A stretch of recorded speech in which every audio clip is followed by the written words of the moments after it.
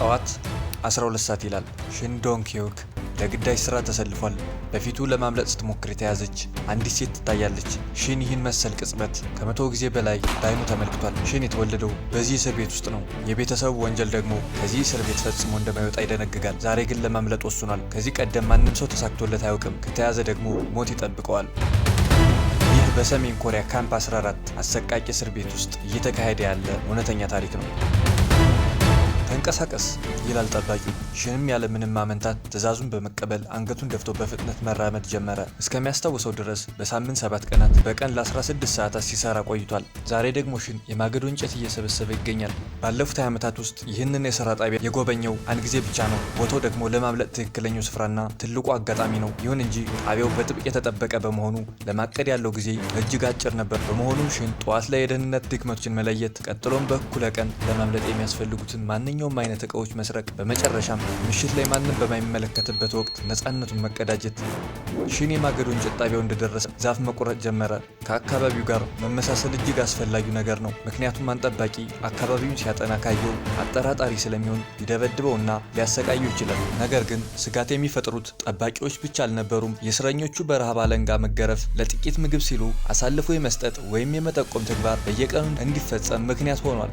ሽን ለጥቂት ቆም አለ። በአይኑ ጥግ ደግሞ አጥሩን ተመለከተ። ወደ አጥሩ ይበልጥ ወደሚቀርበውና 10 ጫማ ከፍታ ወዳለው ዛፍ ተጠጋ። አጥሩ የኤሌክትሪክ እንደሆነ ለሁሉም ሰው ቢነገርም ማንም ሰው ለማረጋገጥ የደፈረ አልነበረም። ዛሬ ግን ሽን ይህን ለማድረግ ወስኗል። አጥሩን በጥንቃቄ ሲመረምር አንድ ድክመት አስተዋለ። ነገር ግን አጥሩ ብቸኛው መሰናክል አልነበረም። ከአጥሩ በታች ወደ አጥሩ የሚጠጋን ማንኛውም ሰው የጫማ ዱካ ለመያዝ ተብሎ የተበተነ አሸዋ አለ። ከዚህ ፊት ለፊት ደግሞ ጠባቂዎቹ ይገኛሉ። ለማምለጥ ፍጹም ተስማሚ ቦታ ባይሆንም ከሌላው ስፍራ ሁሉ የተሻለ ያደርገዋል። ምክንያቱም ከዋናው እስር ቤት በብዙ ኪሎ ሜትሮች ስለሚርቅ።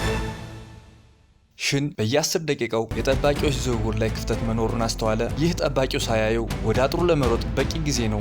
ሽን ዛፍ መቁረጡን ቀጥሏል። ነገር ግን ስለታም ያልሆኑ መጥረቢያዎች ስራውን አክብደውበታል። በሚሰራው ስራ፣ በሚበላው ምግብ ወይም በሚኖረው ህይወት ላይ ምንም አይነት ደስታ አይሰማውም። የሰሜን ኮሪያ አሰራር እንደዚህ ነው። መሪዎቹ ኪም ኢል ሱንግ እና ኪም ጆንግ ኢል እንደ አምላክ በሚመለኩበት ሀገር ህጋቸውን መከበር አለበት። ሽን በአጠቃላይ 100,000 እስረኞችን ከሚይዙት 4 በስራ ላይ ካሉ ካምፖች በአንድ ውስጥ ይገኛል። አንዳንዶቹ እስረኞቹን አስተምሮ ለመልቀቅ የታለሙ ቢሆንም ሽን ግን እድለኛ አይደለም። ምክንያቱም ሽን የታሰረው እስከ ሞት ነውና። ካምፕ 14 ከሁሉም የከፋው ካምፕ ነው። ዓላማው በገዢው ላይ የተሳሳተ እሳቤ ያላቸውን የዘር ሐረጋቸውን በማጥፋት መቅጣት ነው። ሽን 2 ምርጫዎች አሉት፣ እስከ ሞት መስራት ወይም ማምለጥ። ሽን የመጨረሻውን የጠባቂዎች ዝውውር ሲከታተል ማንም እንዳላየው ለማረጋገጥ ዙሪያውን አማተረ። ነገር ግን አንድ ሰው ጋር አይን ላይን ተፋጠጠ። ፓርክ በመጀመሪያ ጊዜ የተገናኙት በጨርቃጨርቅ ፋብሪካ ውስጥ ሲሰሩ ነበር። ሽን ለፓርክ ማሽኖችን እንዴት እንደሚጠግን እንዲያስተምሮ ታዞ ነበር። በዚህ ቅጽበት ነበር ፓርክ ስለ ውጭው ዓለም ቅጦት የነገረው። መብራት ስላላቸው ከተሞች፣ ጣዕም ስላለው ምግብ፣ ለሞት እስኪቃረቡ ድረስ እስረኛ ስለማይደበድቡ ሰዎች። የፓርክ ታሪኮች ለሽን አዲስ ተስፋ ሰጥተውታል። የፓርክ ትኩር ብሎ ማየት ችግር ሳይሆን ማረጋገጫ ነበር። አብረው ለማምለጥ አቅደዋል። ፓርክ ሽን የሌለው አንድ ነገር አለው፣ ከውጭው ዓለም ጋር ያለው ግንኙነት። አጥሩን እንዴት ማለፍ እንደምንችል አውቃለሁ፣ ግን በአንድ የተወሰነ ቦታ መሆን አለብን ይላል ሽን። ብርዱን እንዴት እንቋቋመዋለን ሲል ፓርክ መለሰ።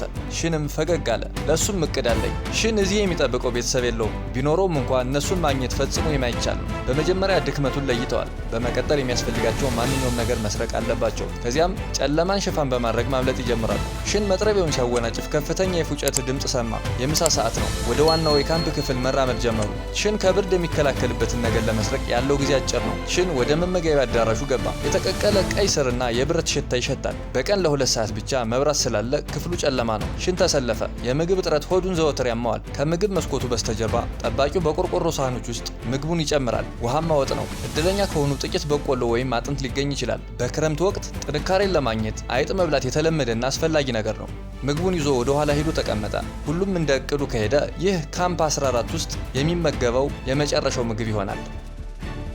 ምግቡን በዝግታ ማኘክ ሰውነት ብዙ የበላ እንዲመስለው እንደሚያታልል ቀድሞ ተምሯል። ዛሬ ግን ፈጣን መሆን አለበት። አብረው ተቀመጡ እንጂ አልተነጋገሩም። ደህንነቱ የተጠበቀም አይደለም። ሽንና ፓርክ ተመሳሳይ ቅጣት ቢካፈሉም እዚህ የተገኙበት ምክንያት ግን የተለያየ ነው። የሽን ዕጣ ፈንታ የተወሰነው ከመወለዱ በፊት ነው። ከብዙ ዓመታት በፊት አጎቱ ድንበር አቋርጦ ወደ ደቡብ ኮሪያ አምልጦ ነበር። ለዚህ የሀገር ክህደት ተግባር እያንዳንዱ የቤተሰብ አባል እዚህ ተወርውሯል። ሽን የሚያውቀው መከራን፣ ፍርሃትንና ሐዘንን ብቻ ነው። እናቱና ወንድሙ ተረሽነዋል። አባቱ ደግሞ በሌላ የካምፑ ክፍል ውስጥ ታስሯል። ፓርክ በጭንቀት በፍጥነት ተነስቶ ወጣ። እስረኞች የሚሰጧቸው አንድ ጥንድ ልብስ ብቻ ነው። ይህም ለሰሜን ኮሪያ የክረምት ቅዝቃዜ በቂ አይደለም። ተጨማሪ ልብስ ካላገኙም አይተርፉም።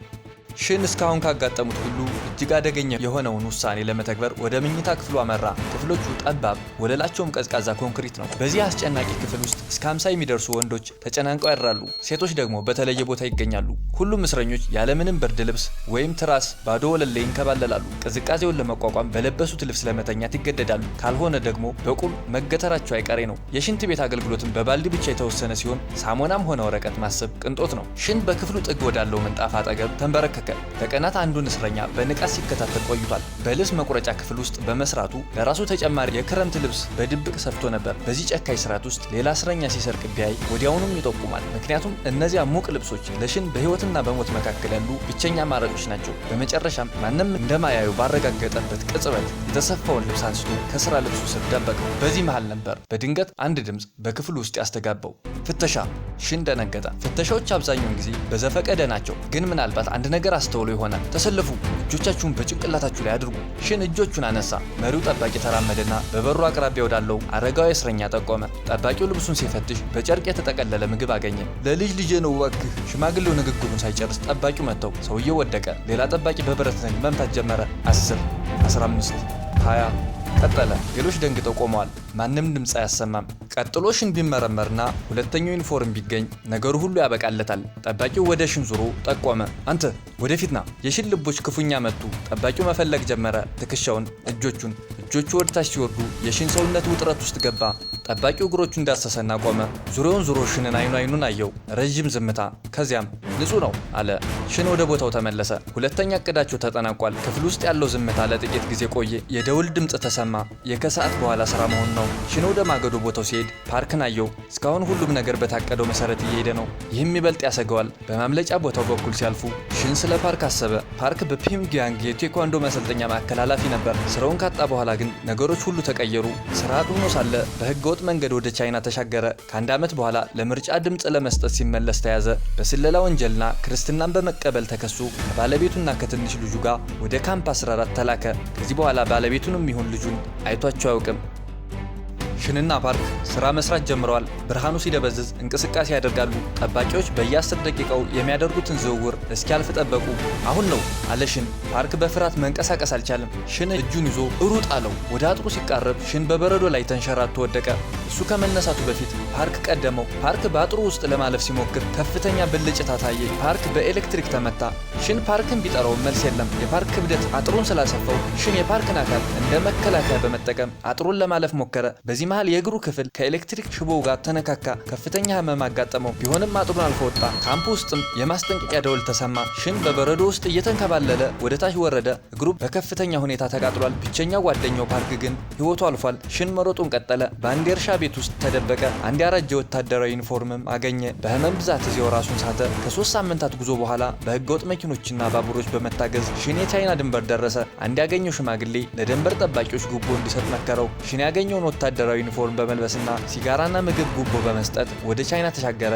በቻይና ውስጥ ለአንድ ዓመት ከተደበቀ በኋላ አንድ ጋዜጠኛ አግኝቶት ወደ ደቡብ ኮሪያ ኤምባሲ ወሰደው። በመጨረሻም ሽን ወደ ደቡብ ኮሪያ በሰላም ገባ። ከካምፕ 14 ማምለጥ ኤስኬፕ ፍሮም ካምፕ 40 የተሰኘው መጽሐፍ ከታተመ በኋላ ሽን ስለ ሰሜን ኮሪያ የእስር ካምፖች ግፍ ለዓለም አሳወቀ። ዛሬ ከህዝብ እይታ ርቆ ይኖራል። ነገር ግን ታሪኩ አሁንም አለ። ከካምፕ 14 በሰላም ለማምለጥ የቻለው ብቸኛው ሰው ሽን ዶንግ ሂዮንግ። ተጨማሪ ይዘት ያላቸው ቪዲዮዎች እንዲደርሷችሁ ቻናላችንን ሰብስክራይብ እንዲሁም ላይክ ያድርጉ። እናመሰግናለን።